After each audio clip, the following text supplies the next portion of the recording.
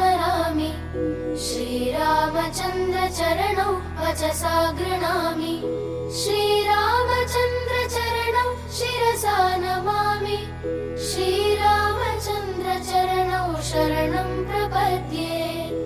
माता रामो मत्पिता रामचन्द्रः, स्वामी रामो मत्सखा रामचन्द्रः, सर्वस्वं मे रामचन्द्रो दयालुः।